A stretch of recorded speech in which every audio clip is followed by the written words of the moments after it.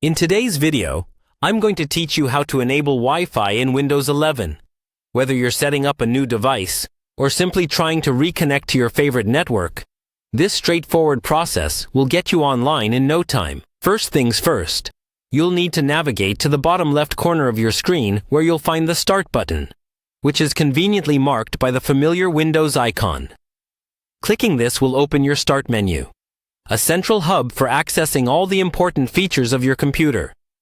Once you've got the Start menu open, the next step is to select Settings.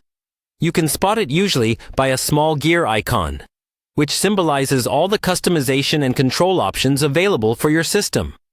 Clicking into this area will unlock a wealth of adjustments and system settings at your fingertips. Now, on the left panel of the Settings window, you'll notice several categories.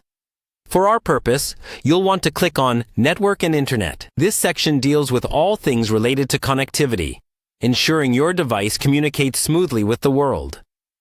Within the Network and Internet menu, the next stop on our journey is selecting Wi-Fi. Clicking on this will take you to specific controls related to wireless connections, a key player in today's connectivity landscape. At this point, you're just moments away from activating your wireless connection. Look for the toggle switch next to the Wi-Fi label. To enable Wi-Fi, simply click to switch it to the on position.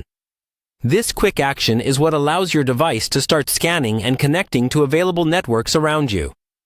When you see the toggle switch turned on, the next thing you'll notice is a list of available Wi-Fi networks populating on your screen. These represent the networks detected in your vicinity. From here, you can choose which network you'd like to connect to, often requiring a password to access securely. And there you have it.